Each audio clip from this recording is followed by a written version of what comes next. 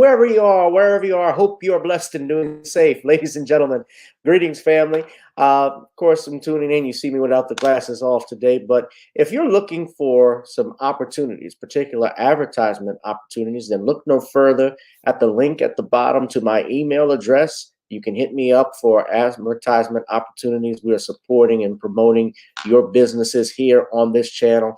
You can also, if you would like to donate and subscribe to our Patreon, a link is at the bottom as well.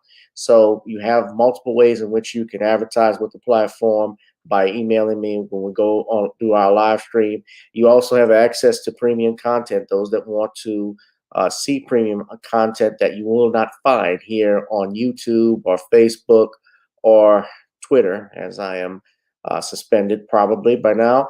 You guys can check out the Patreon at link at the bottom. But advertisement opportunities, definitely email me, Gavin.Richard1@gmail.com for rates. And for the Patreon, it is the same as the YouTube channel. It is channel GBoot2786. All right? I'll holla. Peace. The Commonwealth of Pennsylvania versus William H. Cosby Jr., The Destruction of Due Process in America. For approximately 2 years now, I have gone on a painstaking quest to investigate the rise and fall of an American icon, Bill Cosby. In the mid-1980s, there was not a star that was higher than Cosby. Advertisements with Coca-Cola, Jello, Kodak, along with the #1 television show for 5 straight years in a row. On Thursday nights, it was must-see TV on NBC. Cosby resurrected the genre of the traditional family sitcom that was once thought dead by television critics. He did this as a Black American with an all-Black cast and showed mainstream network executives in white America that it was possible to be successful without showing the worst in people.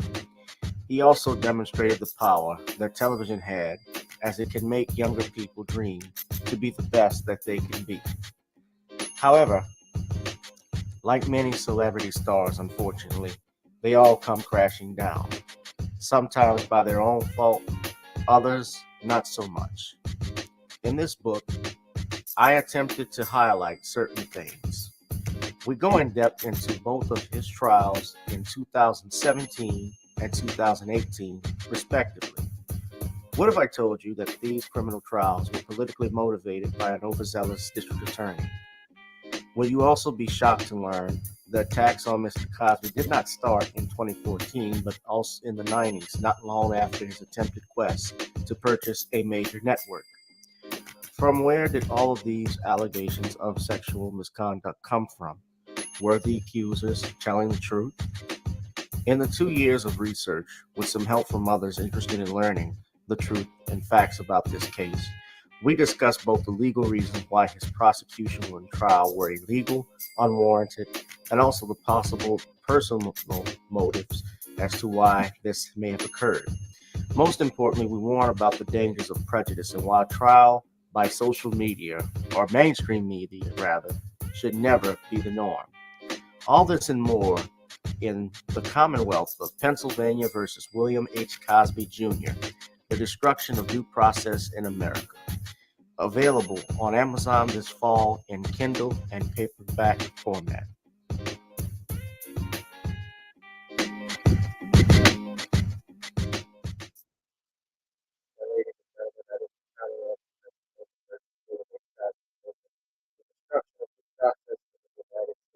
Let me ask y'all, can you hear me loud and clear? How much sense y'all hear me? I'll look like I was talking a little bit more. I need to thumbs up as well. If you can't say that well, then I need to walk out and come back in. But if you can hear me, you can thumbs up.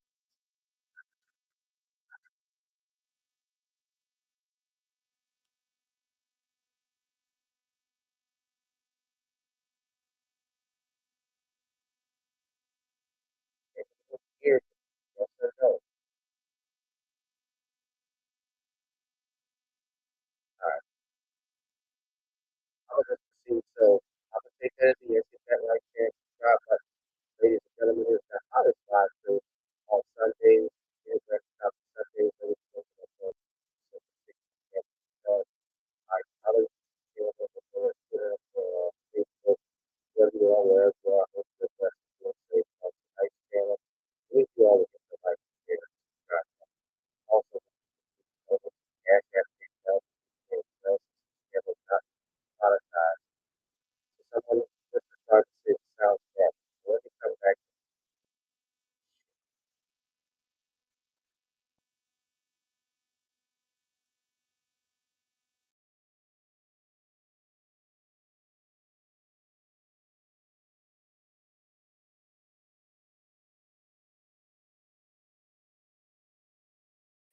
All right, how's that?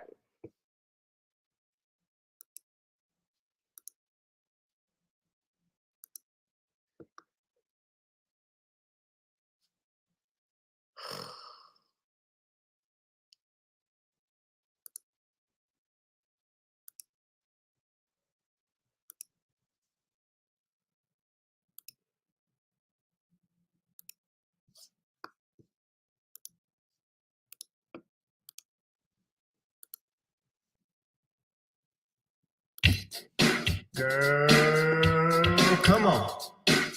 Gotta dance to the beat. Cause on the dance floor is where we'll be.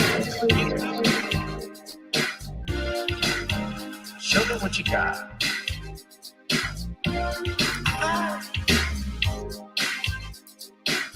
Gotta feel the groove. Feel the groove, get on the floor. Get on the. Right now the party's wasted. There's nothing much to do. But once the groove gets started, tell me, what do you have to lose? Just look into my eyes, girl, as we glide across the room. And what to my surprise now, the beat takes hold of you. Now if you're feeling like I'm feeling, so come on baby, let's start dealing. Time to get this party started. Ain't no time for the broken hearted. When the rhythm takes hold of you, there's only one thing left to do. Cause the beat is really grooving. Time to get your body moving. Gotta get on up and move your body. Cause when the beat is really grooving, start to feel your body moving. Gotta get on up and shake something. Feel the groove, get on the floor. Get on up. Tell the DJ play the whispers. Rock steady in the mood. Put on earth, wind, and fire. Tonight we're gonna groove. Show me how you do the four corners. Electric slide or two. Hit the bus down, I'll do the bunny hop, baby. It's really up to you. Now if you're feeling like I'm feeling, so come on baby, let's start dealing. Time to get this party started. Ain't no time for the broken hearted. When the rhythm takes hold of you, there's only one thing left to do. Cause the beat is really grooving. Time to get your body moving. Gotta get on up and move your body. Cause when the beat is really grooving, start to feel your body moving. Gotta get on up and shake something. Feel the groove, get on the floor. Get on up. Now 2020 hasn't been the best year of all times. We've been dealing with death, the pandemic, racism, bad policing, and all the bad rhymes. But like Uncle Snoop once said, if you're breathing, you're achieving. So if you're ready, I need you all to get on up. Are you ready? 1 and 2 and 3 and 4. Get your butt on the dance floor. 5 and 6 and 7, 8. This jam we appreciate. We're gonna slide and step on the beat. On the dance floor is where we'll be. Feel the groove, get on the floor. Get on up and move your body. Cause when the beat is really grooving, start to feel your body moving. Gotta get on up and shake something. Feel the groove, get on the floor.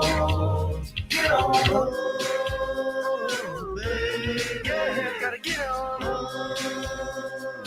Come on, baby, gotta get on up, baby. Feel the groove, get on the floor. Get on up. Feel the groove, get on the floor, everybody. Got to get on up. Good evening. Good evening. Welcome, family. Whoever you are, wherever you are, I hope you are blessed and doing safe.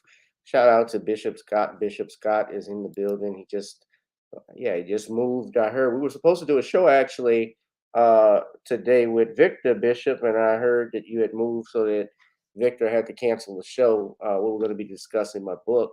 the Commonwealth of Pennsylvania versus William H. Cosby Jr. So, congrats. If I could ask, where did you move? I mean, you don't have to give me the address, but just tell me. Shout out to DeAndre Mosley.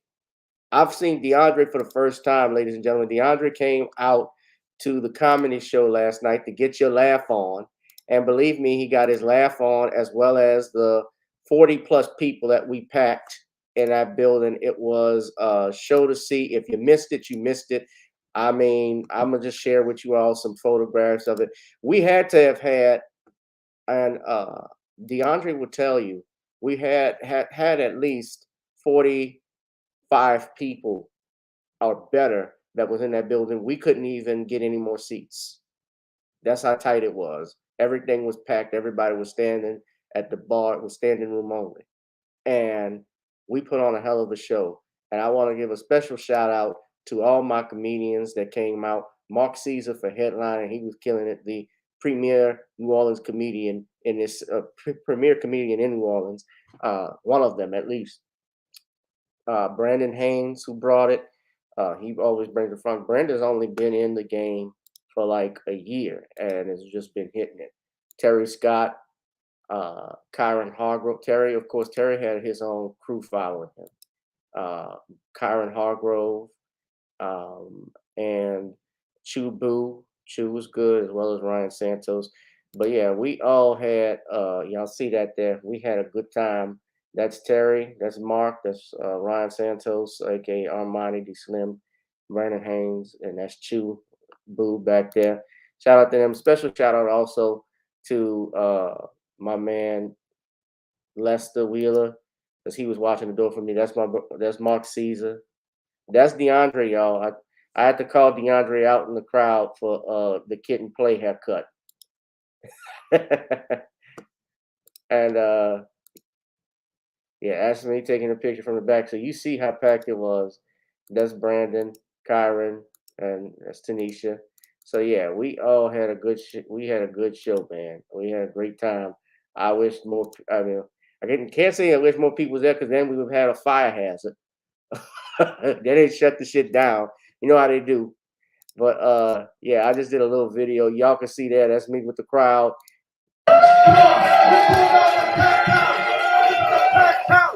A black house. Look at that. A black man did this, man.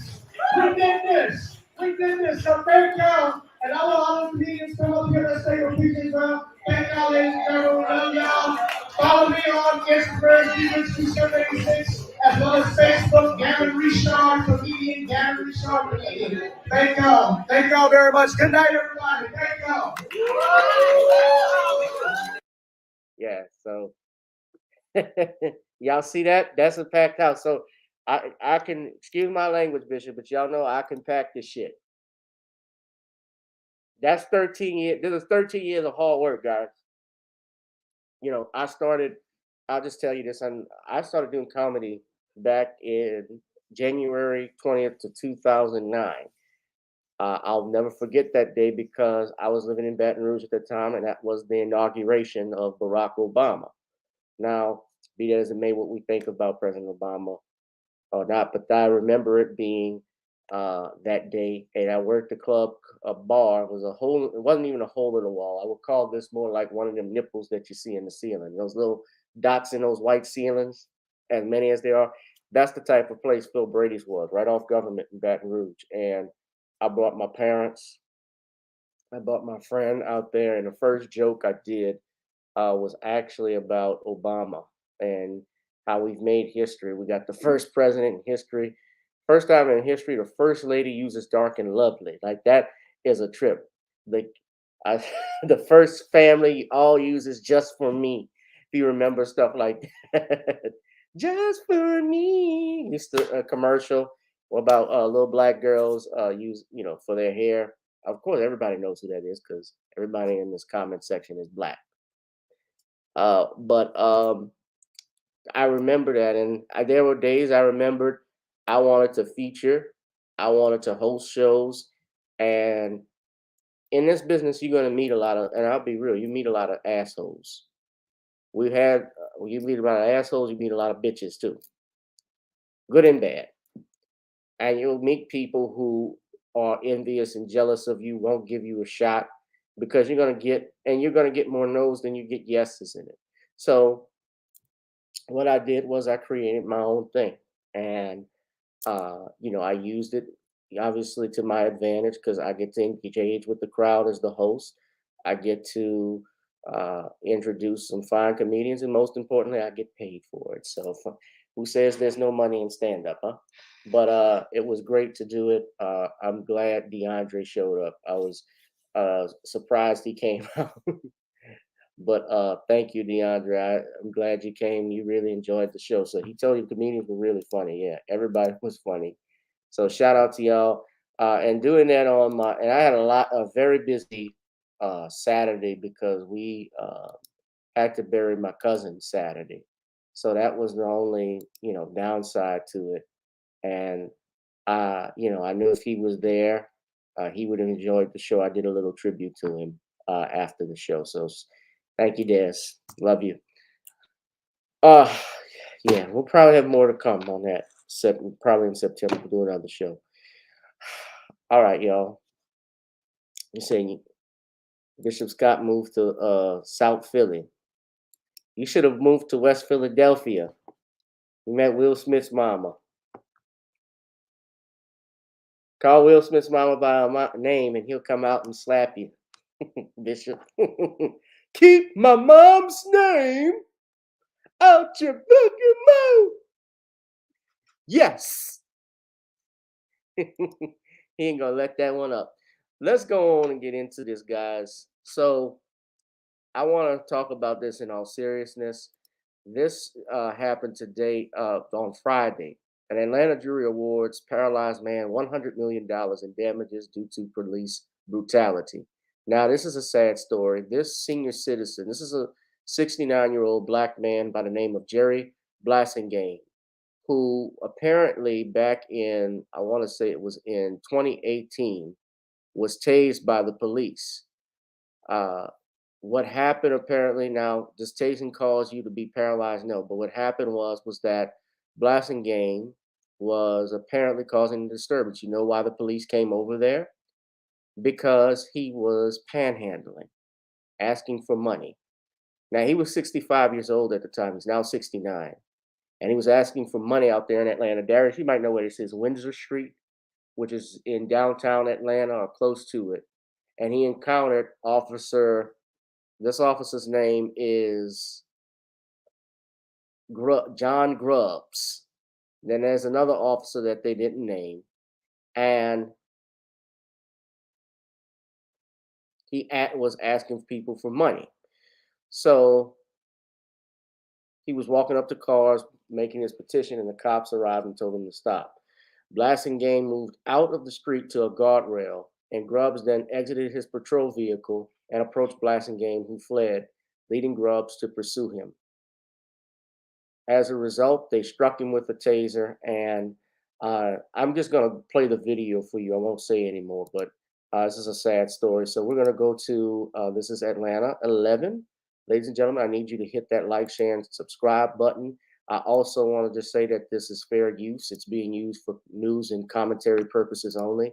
This is a sad story, to not mince my words. So we'll go ahead and play this.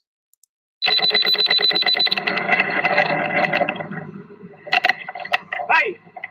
This is the moment. In July of 2018, an Atlanta police officer tasers a man, causing him to fall, and today a jury awarded him $100 million, saying the officer used an unreasonable amount of force. And that man now requires 24/7 care and is paralyzed after falling and hitting his head on cement. Well, tonight, 11 Alive's Dawn White joins us with how this case may set a legal precedent. Dawn? Ron and Paolo, those at the Georgia NAACP say this is the largest settlement they've ever heard of, especially in a case where the victim is still living. They believe this may make it harder for law enforcement agencies to be held liable in cases of excessive force or police brutality. This encounter between Atlanta police officer John Grubbs and Jerry Blasingame, who was 65 years old at the time, all started with this.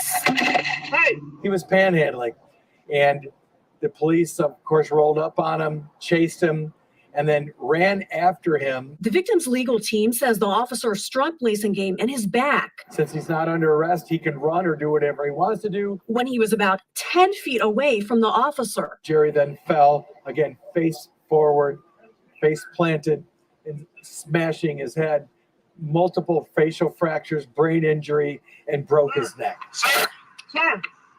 This body camera footage shows Blasingame unconscious and motionless. Grubb's post record shows he's been on the force since 2014 and is still employed by APD. Do you really think that it's a good idea to have somebody that's $100 million liability on your force still interacting with the citizens? Georgia NAACP President Gerald Griggs, who's also a lawyer, believes the verdict may cause APD to look at its hiring and training of officers. Given that there was no call for service on this situation, they could have handled it differently. But it sends a strong message from the citizens that live in the Northern District of Georgia, a part of which is in Fulton County, in Atlanta, that they're sick of this and they want change. I reached out to the Atlanta Police Department, who say they don't want to comment on Officer Grubbs or the verdicts, leading to a man's quality of life forever changed. Really, really happy for Jerry, because what we can now say is a quadriplegic. In other words, a quadriplegic with just a little bit of movement in his arms. Hopefully now he will have money to fund his care so that he can live the rest of his life as best as he can possibly live. The jury found both the city of Atlanta and Officer Grubbs guilty of violating Blasingame's civil rights, awarding $60 million from APD and $40 million from Officer Grubbs. Lawyers say the victim already has $14 million in medical expenses. Jesus. Take him to the cleaners. This, I agree with you, Danielle. Let me say this about black officers. Now, I know black police officers that are out there that do their job, so this is not about you. You shouldn't take offense. But I can tell you, and I've told you all the story about me when I was stopped by the police, and it was a black cop that stopped me and how I felt. Black police officers can be 10 times as worse than white ones. I'll never forget VH1 did they did a documentary, although it was done in comedy, about how there were black people. It was, can't think of the name of the documentary, but whatever it was, they were basically it was basically about race. And they talked about, and had a segment about things that scare black people. It's done in a comedic fashion, but it was St. Patrick's Day. It was, I can't think of the other one was, it was St. Patrick's Day is one thing. And then the other thing was, it was black cops. And I've heard people talk about this. The police system, yes, it is corrupt. The police system in this country is corrupt, but let's talk, it is. But when we have black police officers, and let me just talk about that, there's a notion, I believe, among black officers that in order to be, to stay on the force, they become part of the force. It doesn't matter if they're black or white, they bleed blue. They got black officers who defend and have defended police brutality. Some who defended what happened with Rodney King. Those that defended what happened to Alton Sterling in Baton Rouge. I was talking with a guy, what Alton Sterling was trying to do. He was trying to roll up on the officers and so forth. The officer, okay, here's the bottom line. I had to point this out to him. Once you're on the ground, once he's on the ground, his hands are in the air, right? There's no reason for you to pull out to shoot him 6 times in the fucking chest. I'm sorry. If his hands are up, even if he has a gun on, as long as he isn't reaching for it, they even said that the officers acted stupidly with that. But here you had something where they chased this man. Let's talk about this case. They chased this man who is panhandling, tase him in his back, which causes him to fall. But not only does he fall, he basically, as you saw, fell on that concrete slab with that transformer right next to him, which caused facial fractures, a swollen brain, and he's paralyzed now from the neck down with barely little arm movement. So his quality of life, his ability to walk around, to do normal things that any human being would do, to wipe from whether it's making his own food or wiping his ass. He can't do that no more. Not to mention also being a quadriplegic, you're more at risk for heart attacks or strokes of some sorts. Your health has changed. You got to have someone watch you 24 hours a day, 7 days a week. And his bills are already at $14 million. But what I'm more upset about is the fact that this police officer, Grubbs, is still working with the Atlanta PD.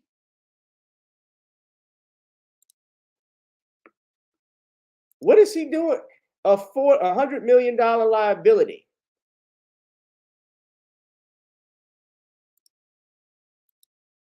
Look at this. And they say, sir, you could clearly see when you look at the images here. I know it's graphic. I know you guys don't like seeing it, but this is the cop. This is John Grubbs. That's Mr. Blasingame lying unconscious on the concrete slab. And I know it's graphic. I apologize. But you can see the 2 taser prongs in his back.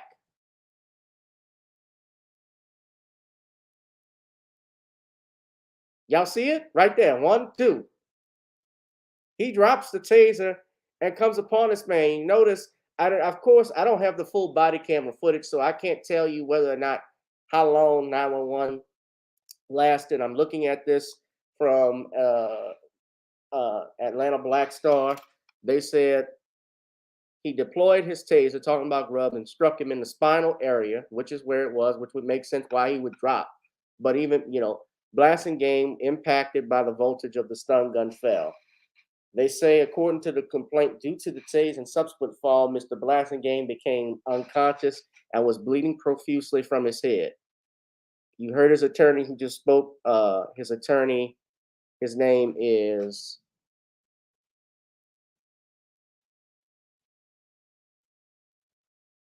Ben Johnson.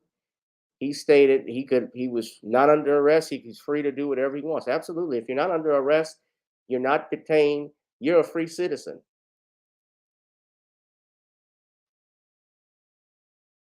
Now, they say here, Grubbs called for medical professionals to come to the scene.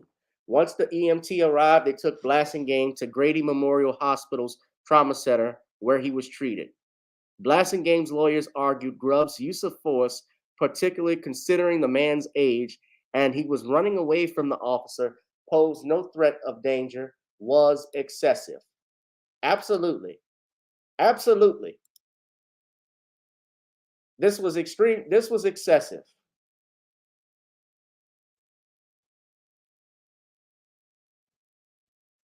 He ought to lose. Not only, he should not be working with the Atlanta Police Department. He needs to be fired. I also think if there could be, since he was not under arrest, he could be charged with an aggravated assault.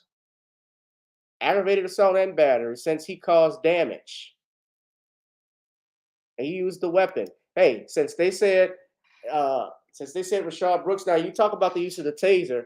They used a taser on this man. You don't think a taser is, under their own laws, a taser is not a dangerous weapon in Georgia, from my understanding. But yet they found a way when Rashard Brooks was stunned to use this against him last week, when they said no charges would be filed against those 2 officers, and said that there was no crime done because Rashard Brooks fired a taser at them. So they were justified in what they're doing. Well, how can they be justified and they contradict and keep this man on when obviously he was not justified? You see how it doesn't make sense?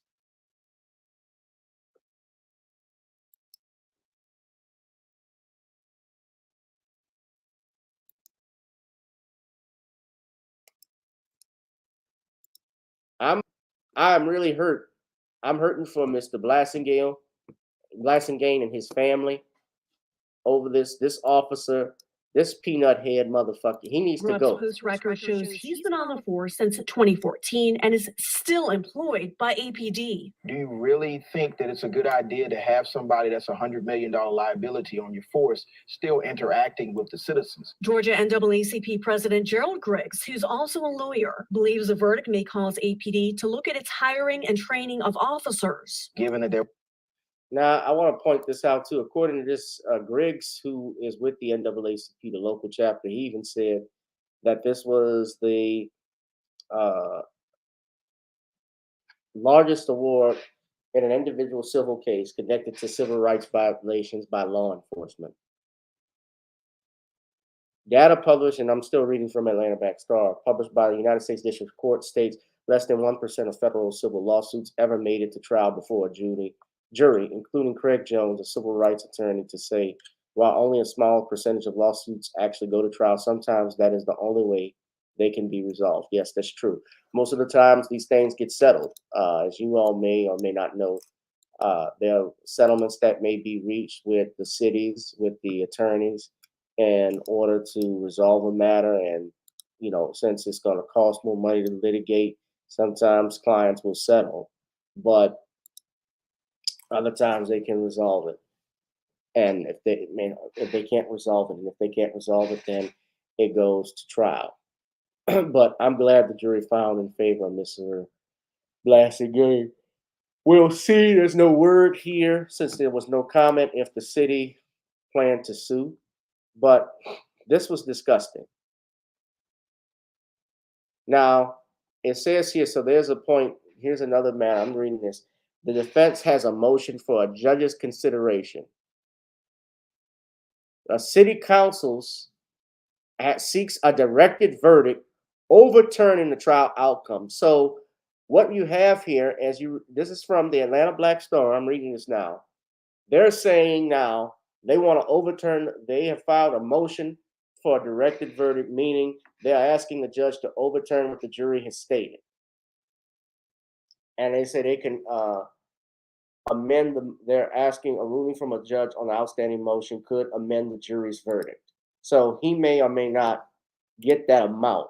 You know, these things are always litigated. Of course, they come up with motions to try and stop this, but you know, you have an elderly person that's paralyzed for the rest of their lives, and it's the fault of your officers, in my opinion, by reading this complaint, looking at the evidence based off the fact that this man was elderly. That's another thing to consider.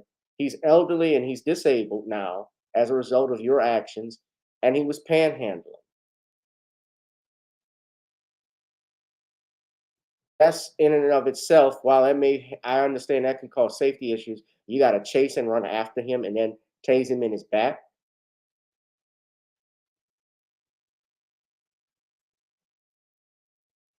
It's ridiculous.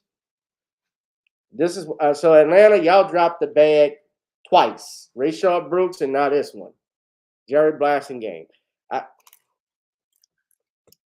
What's going on with your city, Darius? It's not a good look. The Black Mecca is not a good look. Maynard Jackson would not be proud. Hit that like, share, and subscribe button, ladies and gentlemen. Hit that like, share, and subscribe button. Also, I need y'all donate to the Cash App, PayPal, and Zelle. As you know, this channel is not monetized, so any help that you can give to me, to our channel, is greatly appreciated. We're going to move into our next topic.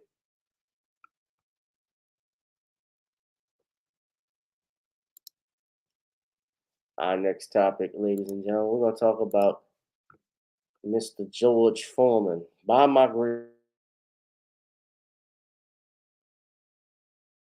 I mentioned this before. Why isn't it not coming in the comment box?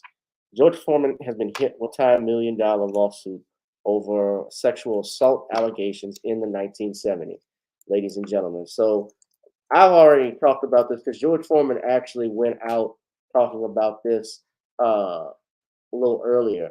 Now, give me 1 second, ladies and gentlemen. I actually got to step out. Hold on 1 second. I'll be right back.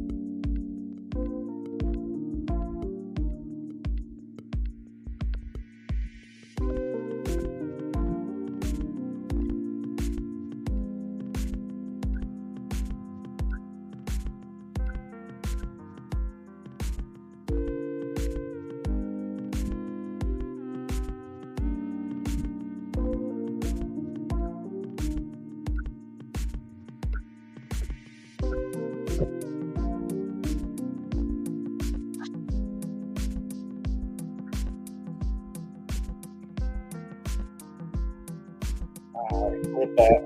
I'm sorry. All right. I'm sorry. I'm back. Sorry about that. I had to step out. All right. I'm sorry. So, as you know, George Foreman has been hit with some new allegations, allegations of sexual misconduct. And if you go to ESPN.com, your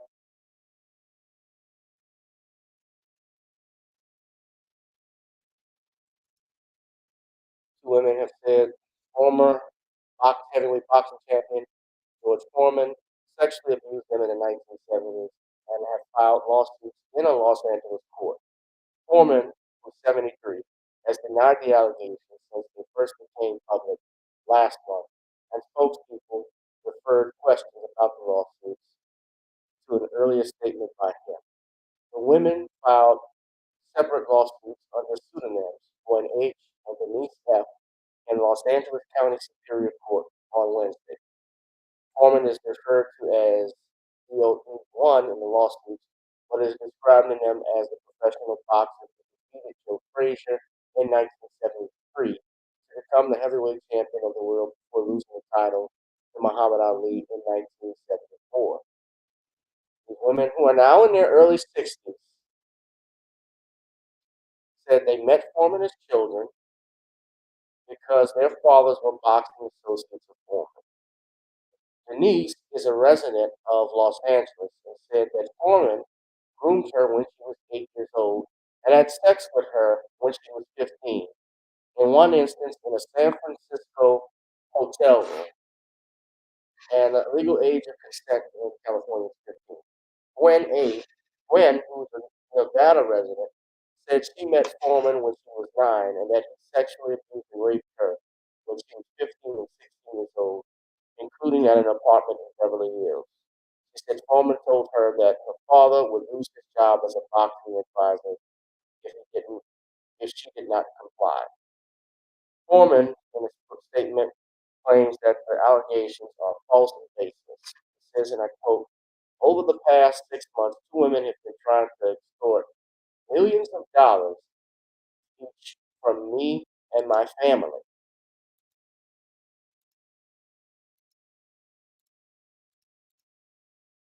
I don't pick fights, but I don't run away from them either." The lawsuits were filed, and now this is an important thing, ladies and gentlemen. The lawsuits were filed as a result of a California law that went into effect in 2020 that extends the statute of limitations that previously had prevented some victims of childhood sexual abuse from filing civil lawsuits. Both women are seeking a jury trial and could be awarded an unspecified amount of damages. Actually, we know the amount that they're looking for. I believe the estimates that was reported is that they are suing for at least $25 million.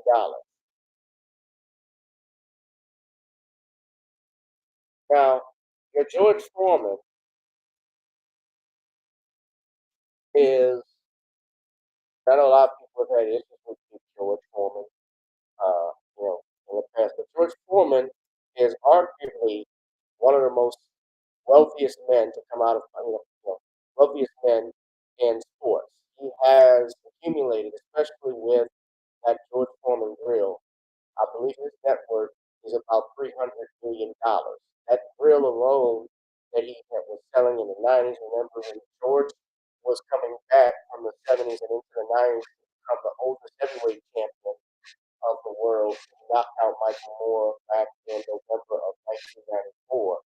Almost 20 years from losing the heavyweight title to Muhammad Ali in Conchera, Zaire. 20 years actually to that time.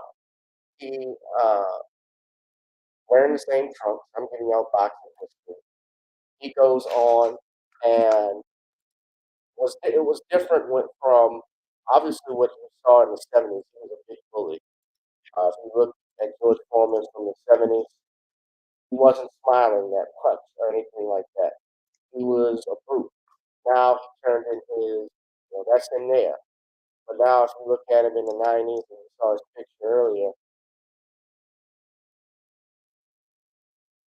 you see it's all smiles. He's smiling too if we're worth $300 million. So he sold the commercial rights in 1999 for $138 million. So he's a successful entrepreneur known for his George Foreman grill. Yeah, he also had his video games. That's not including his boxing purses. So he was a very wealthy man. Now, still is. So his net worth is $300 million. That can buy $300 million can buy 300 million lives. Now, I don't know what to make of these allegations, but different people have been talking. It's interesting. I don't promote his stuff, and I don't want to, but I just happened to look and see that Glad actually is interviewing Michael Jai White about the lawsuits, saying that, well, actually, they're saying they want $12 million worth of allegations. But here's the problem with all of this stuff, guys. You're accusing people of crimes that may or may not have been committed from 1970 or 70s on with little to no evidence. We don't know if there's any, obviously there's no DNA kit, there's no medical report, there's no criminal charges for this. This is a lawsuit. And because of that law in California, now it's a curse and it's a blessing because, yes, in one instance, we want sexual abuse victims to come forward. I get that. But this also opens the door for others to file lawsuits that are baseless. If they have no evidence, no information, where's the proof of this? Are we to just take your word for it? If we go by just taking the word for it and believing our women, then the problem with that is that we would have to believe, obviously, the woman who said that Emmett Till tried to do something to her. We would have to believe what happened to George Foreman Jr. was right, and that the courts were wrong 60 plus years later of overturning his verdict, although he was already dead. We know he didn't get a fair trial from the record. We can't just go on somebody's word. Now, this is coming from CP24. Two women are now suing former boxing great George Foreman for allegedly sexually assaulting them in the 1970s. The lawsuits don't name Foreman directly, but information contained in court documents identifies him. The documents claim the women were between 13 and 16 years old when the alleged assaults took place. Foreman has denied the accusation, saying the women are trying to extort money from his family. Of course, of course. And here's the thing.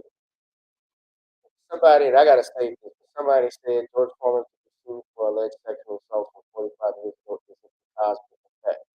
Now I'm gonna add this to my queue and watch this later because what you're seeing essentially, guys, it is going back to Dr. Cosby, because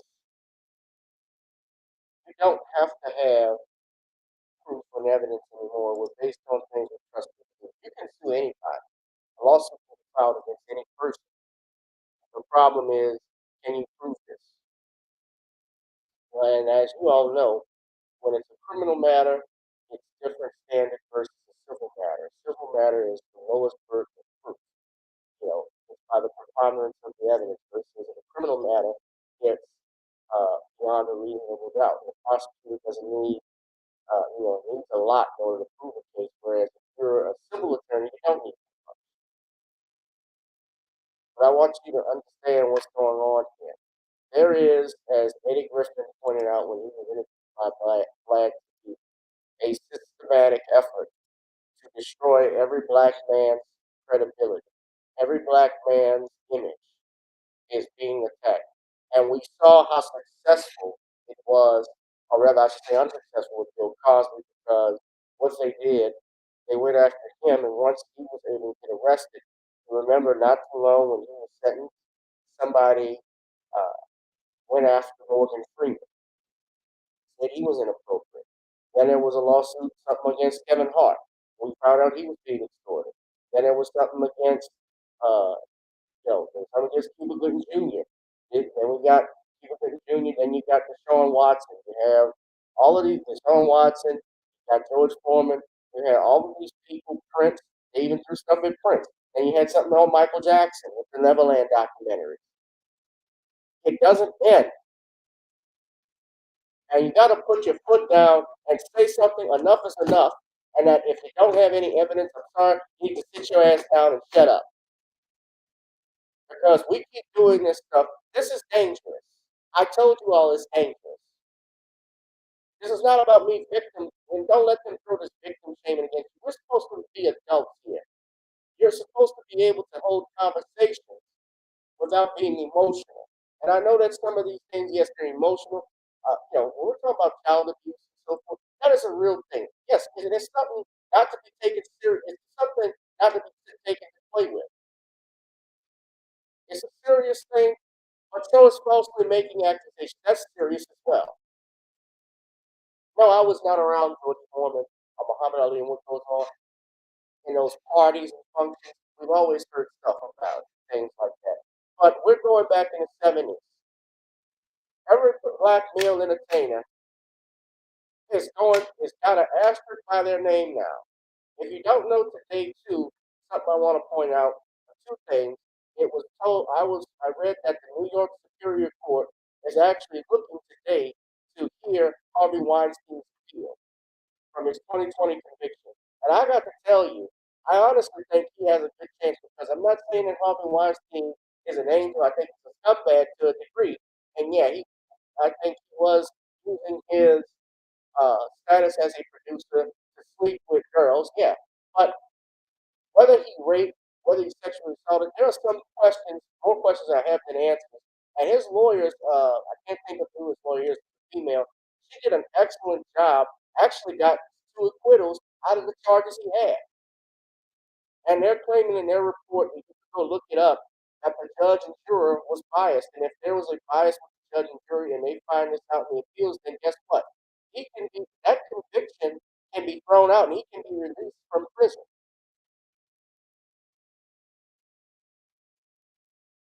Laws are not made out of feelings. Laws are made to protect the common good. Laws are made to protect the public, to deter wrongful conduct, to punish. That's why we have laws. It's also about our justice. Also is about rehabilitation. Some people go to prison, they need to be and they come out rehabilitated. There are some. And there are some who fall fuck up. That's real. But when we have a system where we're allowing in California, where you have this law, this open book law that allows victims to come forward 20, 30, 40, 50, 60 years, like they did with Bill Cosby. This was the blueprint. This was the blueprint. You all were cheering, especially black people are cheering and applauding when Bill Cosby got locked up. Guess what? You signed your own death warrant by doing this. It's like the idiots that gave Roger Goodell and all of those owners all of that power when their players get suspended, that they got to go and appeal the decision, and they got to appeal it to the same man who issued the same sentence. When you have an appeals court, you have somebody higher up who does it. And after, if the appeals court did it wrong, then there's a Supreme Court, different judges. And they'll remand it and say, no, this judge was wrong. Or this judge was right. That's why we have a criminal justice system.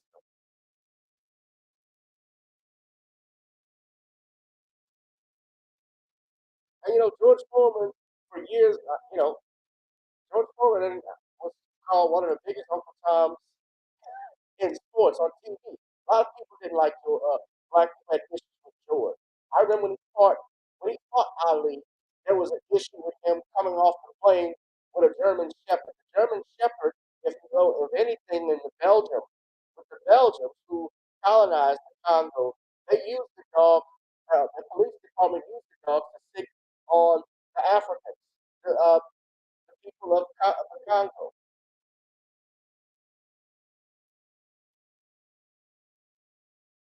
They hated that. And when Ali stepped off the plane, they started chanting, Ali, Boombaye. He asked the kids, what does that mean? Ali, kill him. And he said, Ali, Boombaye, started chanting with him. And running in the neighborhood, hanging out with the people. In 1968, when George Foreman was waving the American flag, and Tommy Smith and John Carlos were raising the black fist, there were black student protesters who didn't like that.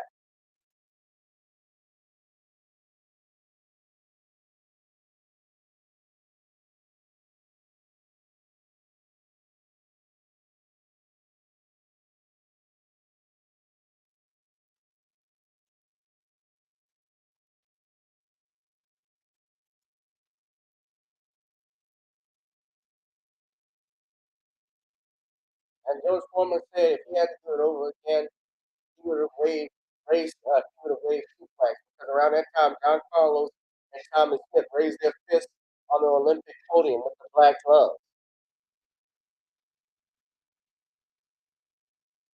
But now George, I remember when George was on HBO, and George would be hyping up all of the mainstream, the fighters that HBO wanted.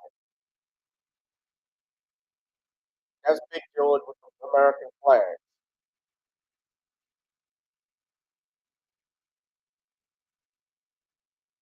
Yeah, a lot of people criticize him for that.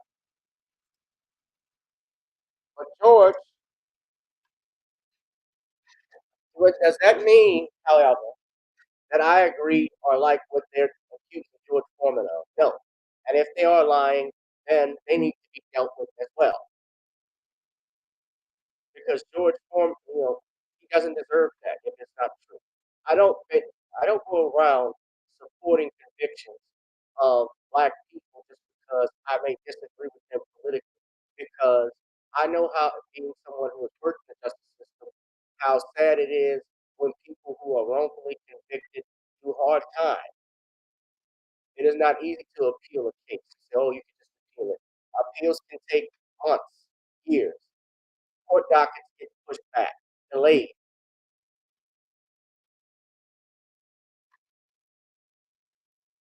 So I asked you, what do you all make of this? What do y'all think of George Foreman? Do you think that this is a scam? I'm gonna put it in the chat right now. We're gonna put it. We're gonna put it actually in the chat. Do you think George Foreman is being extorted? Give me a yes or no.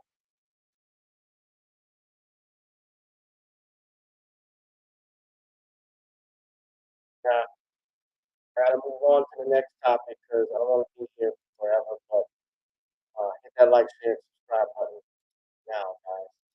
At any rate, we want to ask y'all. I saw this article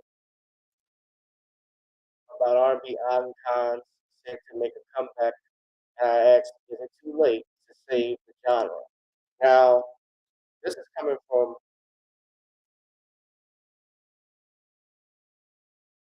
Yahoo News and Billboard. They say that Diddy, Sierra, Brandy, and Babyface have new albums coming out in the fall, and they come off the heels of recent major label deals. Now, if you read this, they say 3 is 4. I don't consider Sierra an icon of R&B. She just never struck me as that. I thought she was more in hip hop and stuff, but she doesn't strike me as that. But they say following a summer of saints, powering veteran acts back up the charts like Kate Bush is running up the hill, and Metallica, Master of Puppets, flagship names in R&B are looking to score resurgences of their own.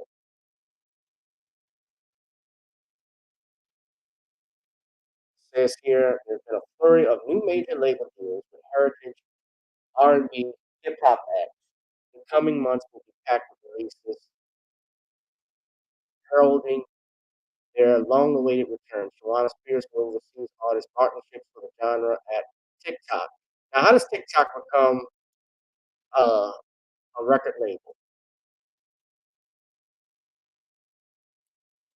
Artist partnerships with TikTok. So they say old school is the new school. Great music will always live on. Now you see why I'm actually interested, guys, in becoming, I'm in this music thing because you see that this is still uh, very popular. Even when you die, your music goes on. Matter of fact, I gotta bring this up too. Tonight is the MTV Musical Video Awards, and they're set to give Nicki Minaj the Michael Jackson Vanguard Award. So that's actually tonight. I have no interest in watching it. MTV stood for music television, but now they don't just do music; they do reality TV shows, movies, TV shows, all kinds of bullshit. Yeah, and they got musical celebrities from Drake to Doja Cat who are performing at the Prudential Center. Uh, I'm not really interested in watching it. Got a question for you: who's gonna watch it?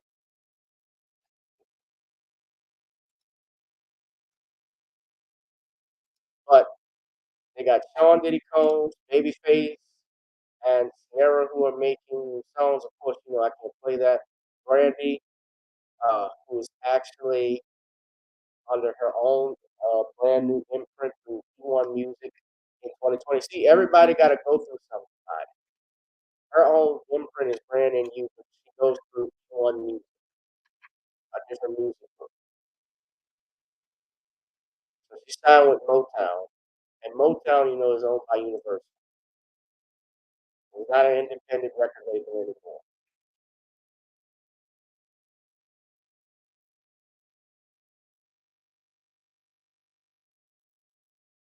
Sierra is with Uptown Records, Republic Records, Beauty Marks Entertainment, The Fall. Sean Combs, they say, is coming back.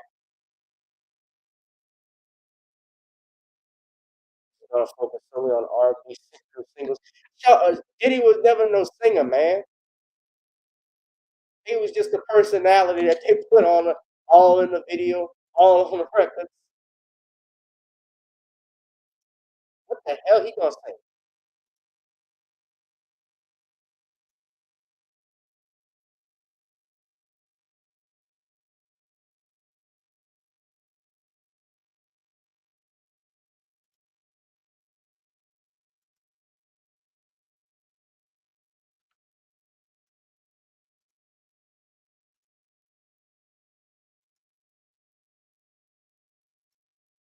I mean, he's a singer. I don't know how he did it.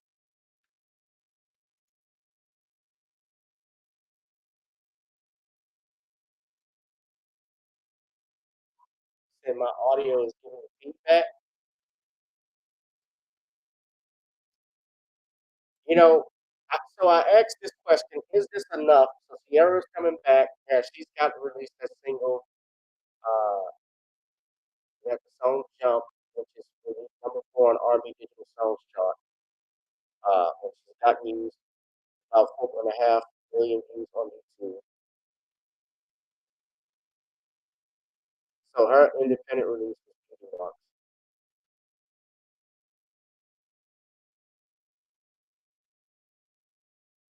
So here's my thing: is it enough to save this genre? Because R&B music, and I'll be real with you, has been dying as of late.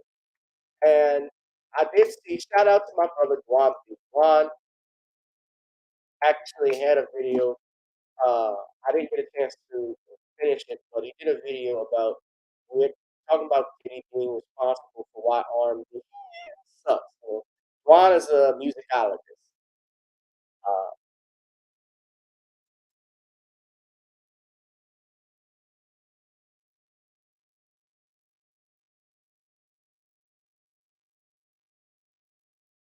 and uh, I saw O'Shea Jackson do a show, a video, which was interesting on Celebrity Jump about how 90s R&B was really has ruined men. So is R&B, you know, I would say the 90s is the last time of the great music. The 90s until the at least early 2000s, was when music was at its peak. Um, R&B music in particular. I love, there have been some artists that have given me hope, but you don't hear from them that much. One of my favorites was Kim. Kim was good. I love Neo, although Neo didn't, like he done lost his damn mind.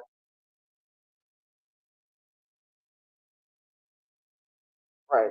You see what happened in the 2000s. You saw Destiny's Child take over, and of course you did see Chris Brown and Sierra come out with their careers, but and a few people who stayed in their lane, like I said, Jill Scott and Erica, like Usher had Confessions, which was great, but Usher was more. It was like it was like R hip hop. Yeah, Mary. But here was the thing: the first time in 2013, I'm gonna show this to you.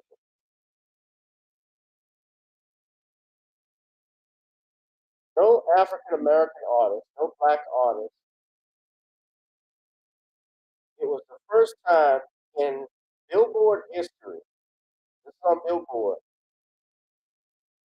that there were no blacks on the Hot 100 chart.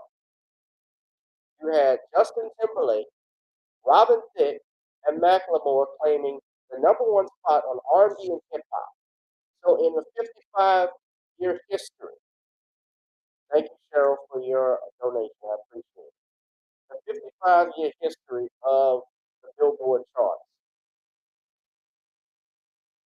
No black, well, I should say the history of the Billboard charts is 55 years, but in over 55 years, this was in 2013. So you're talking about from 1958 to 2013, that's 55 years. And we remember, I remember at least, and reading this, that Motown, remember when Motown came about? Motown, I told you this, was the independent, only in black, at one point, being the only black independent record label. It was outselling every major record label in the 60s. They had #1 for at least 12 straight years.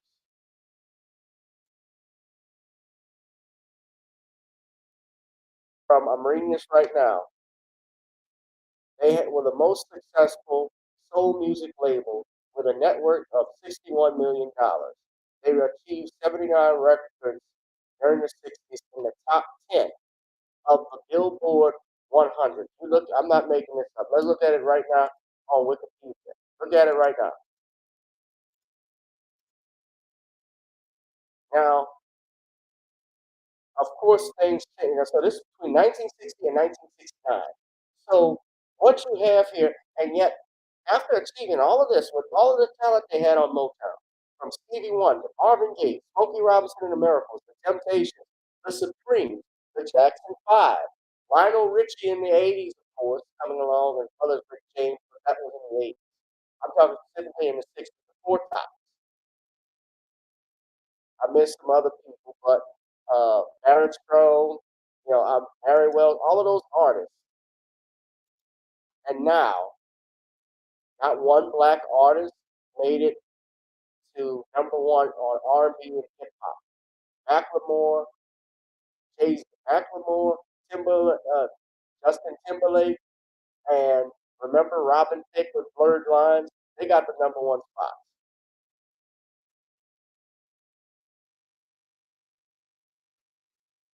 What's happened is that these, like most things that black people have, it has been co-opted. Bear in mind, you don't own Motown anymore. That's owned by Universal. You don't own Soul Train anymore. Don Cornelius sold that in the late 90s. You don't have, that's my time life, by the way. You don't have Def Jam. Remember Def Jam, Russell Simmons and Rick Rubin, they founded Def Jam. But yes, even though it's black and white, he owns that. Russell helped create that. And Soul Train owns this now.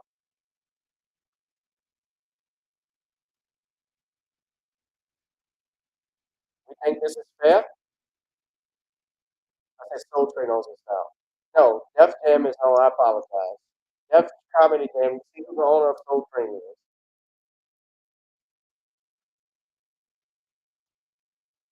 Sold it to, so it's owned by Paramount Media Networks. That's why they have the show American Soul, which was a documentary on Don Cornelius and how he created Soul Train. That's on BT. But now let's also look at this. So who owns Def Jam? Def Jam Records.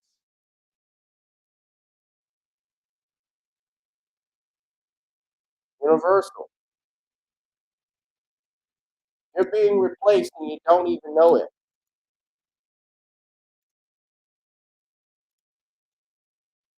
I'm sorry, I had it there. Yeah, Soul Train.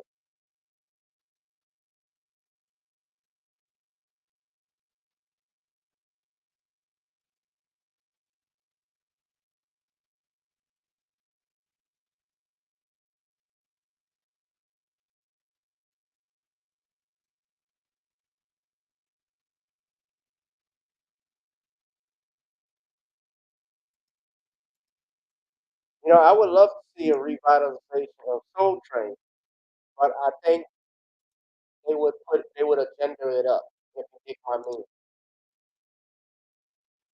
So I'm gonna ask this final question. So yeah, but do you all think, give me a yes or no, if you feel that the genre is dying? I see 8 people voted on that last poll I had. I'm gonna do another poll. I actually think George Foreman was being extorted. Out of 8 votes, 88% of them said yes, while 12% said no.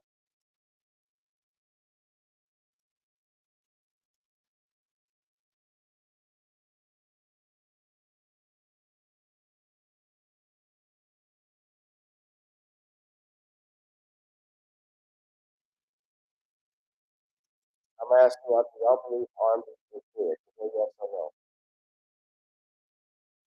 Maybe I should say dying. Maybe I should have said dying, but I simply think it's dead. There are some artists who are trying to save R&B as we speak. There are.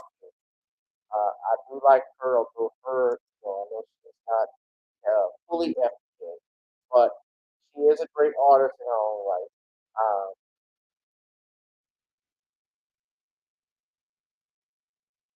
Very talented and write a song like that.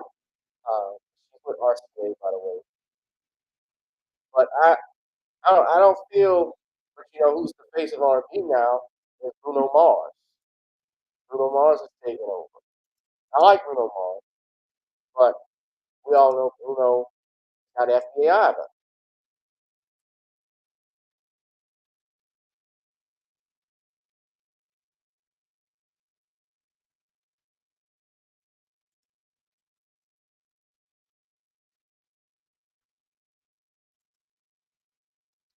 DeAndre says live music element is staying away from harm to non-black Americans and not being promoted. Yeah, that's are you saying now black Americans are not being promoted or not? Because that black Americans are not. Because if you're saying not, I'd have to disagree with you, DeAndre. Non-black artists are the ones being promoted. I just showed you in 2013, not a black person. That was almost 9 years ago. Not a black person was on the #1 R&B charts.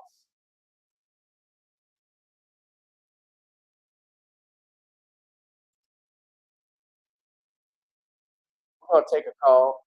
Yeah, Anderson Paak is good, but Anderson Paak is with Bruno Mars, Silk Sonic. We're gonna take a couple calls before we get out of here. If you'd like to call in, the number is 504-656-6760. 504-656-6760. Ladies and gentlemen, why don't you call in, let me know what you got, what is on your mind. If you agree that hip hop is dead, R&B is dead or not. Where do you stand on it? We're talking about is R&B dead, ladies and gentlemen, or do you think it's dying? Call in, I want to hear what you got to say.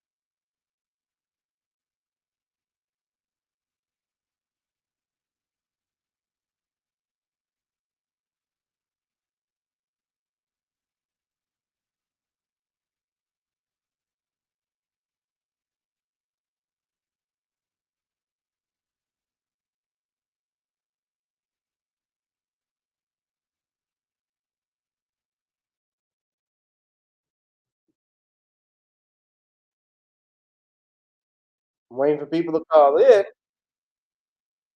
Watch, there's gonna be somebody that calls in when I get ready to end the show at the last second. Again, Cheryl, thank you for your donation. I appreciate it.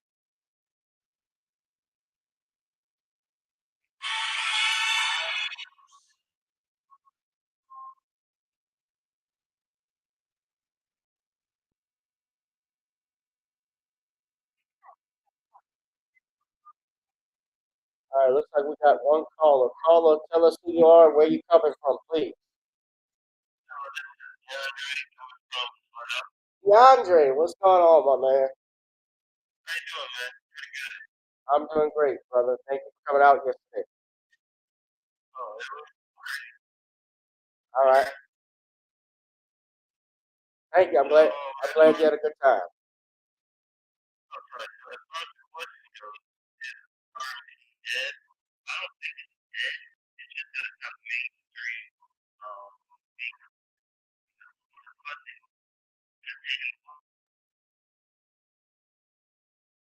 DeAndre? Yeah, you were breaking up a little bit, man. Can you go back and say what you were saying?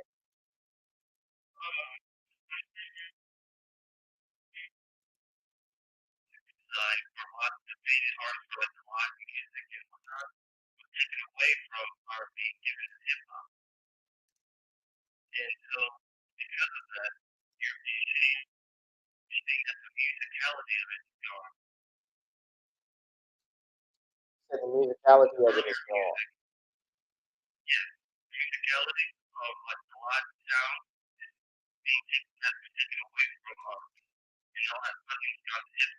So you think? So go ahead and finish. I'm gonna ask a question. Go ahead and finish.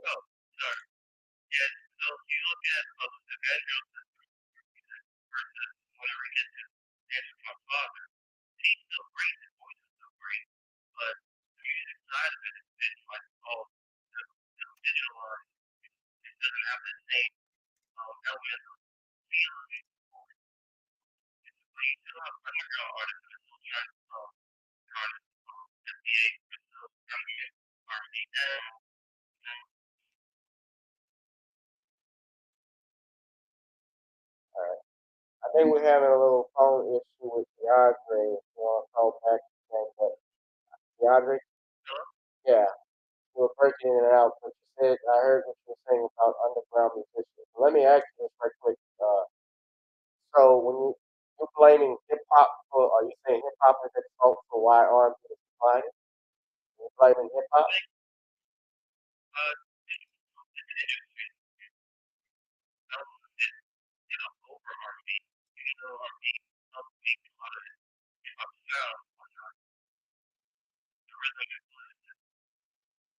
Mhm.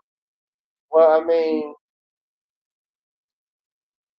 James Brown is obviously the pioneer of those of both genres because if you're listening to an R hip hop song, especially early hip hop, all of the beats that were made on there came from a James Brown record, particularly Funky Drummer is the drum beat that sampled in most of all your hip hop albums. James Brown's the most sampled artist of all time, arguably. But here's the thing though, hip hop, while it borrows from that, they Billboard calls it the hot. Notice they say hot R&B hip hop singles. You notice that category? They've merged it. So it's an interesting point that you're making. I don't believe hip hop. I can't say is the fault of why R&B sucks. I think what it is, though, more than anything, is that the industry have individuals that they want to promote, uh, that they want to uh, push on to the public, and if it's not, unless they get backlash from the public saying they don't like it or they're not interested in it, they're going to keep producing because it's about money at the end of the day. But I feel that R&B music today, uh, certainly you mentioned Luther Vandross, we don't have the quality of artists anymore that are like that. You know, it's like Michael Jackson. You'll never have another Michael Jackson. It's like what I said when they wanted to make Harry Styles the king of pop, which Rolling Stone magazine has had a history of doing. They did it with Justin Timberlake. They're doing it with Harry Styles. Every white artist that comes out after Michael Jackson will say some crap like that. But we know in reality he's the real king. So I,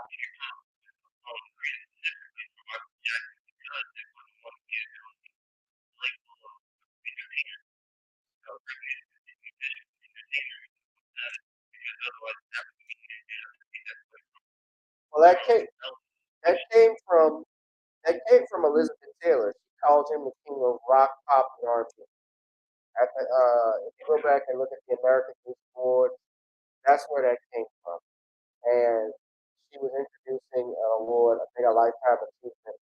Her and Eddie Murphy was presenting Michael Jackson with an award. And that's how he got the name. She called him the king of rock, king of R&B, pop, and rock. So and he was because he virtually. I mean, look, the MTV Music Awards that are tonight. He's the reason why MTV is still around. Just like Eddie Murphy is the reason why Saturday Night Live is still on. Why NBC is still functioning as a network is because of you know who. Uh, You could kiss my pudding pop. So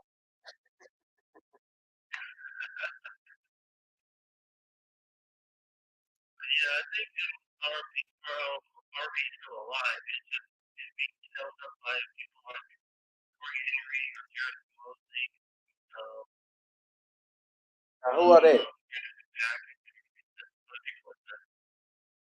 So you like Corey Henry and Jared Wayne?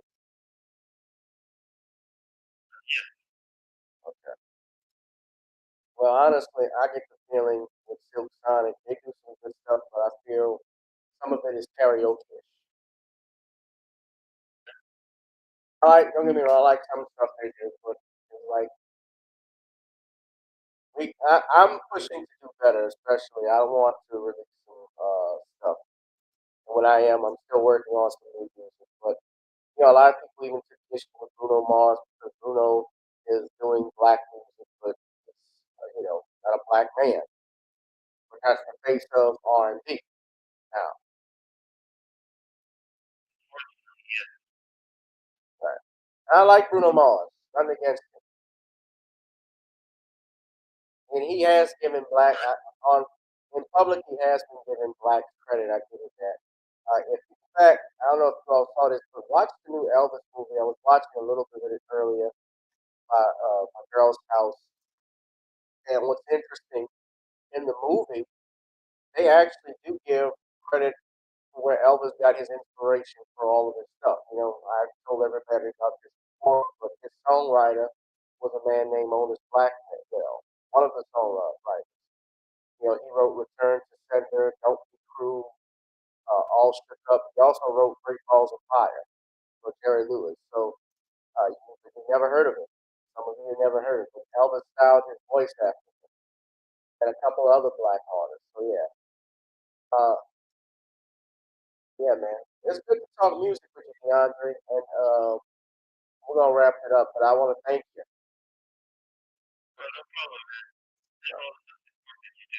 I appreciate. Are you just curious? Are you into music? Do you play music or anything like that?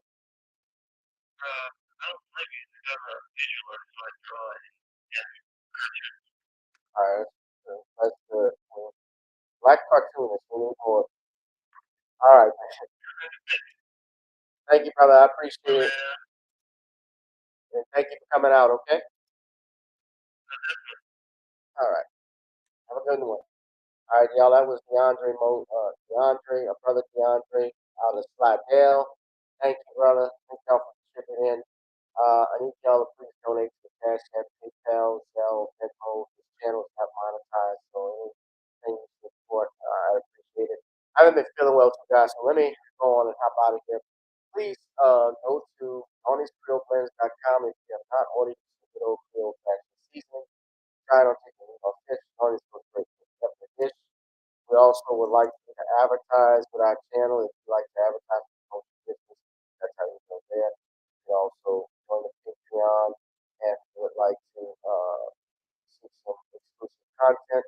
I'm actually going to upload some comedy videos. I'm planning to do that soon. I'm going to look at the poll just right quick before we get off. So I see here that out of 10 votes, we got 30% of them said don't believe arms is dead. Okay, well, that's interesting. Maybe I shouldn't have said dead fully, but maybe if I said life support, that probably would have changed things. I think if I had said R&B, I probably would have did that again. Do you believe R&B is on life support? Give me a yes or no. And the next question would be, can we pull the plug on? I guess that's the way to put it. But 10 of you, 10 votes, 30% said yes, 70% said no. So that's very interesting to see that you all still believe in it. Uh, I do too, to a degree.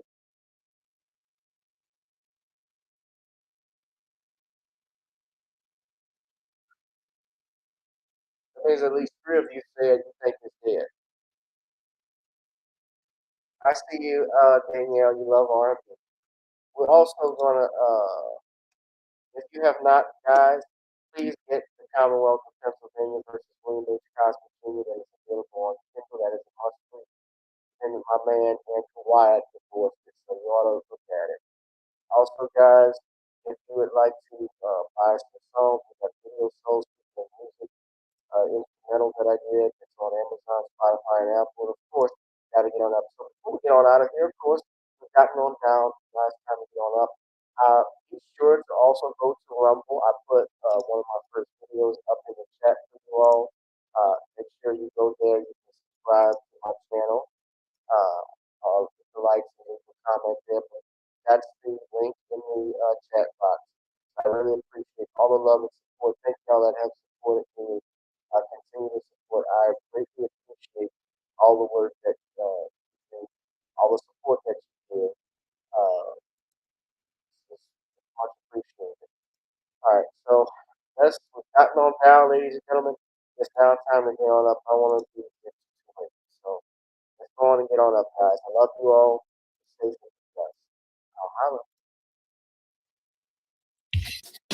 Girl, come on. Gotta dance to the beat, because on the dance floor is where we'll meet. Show me what you got.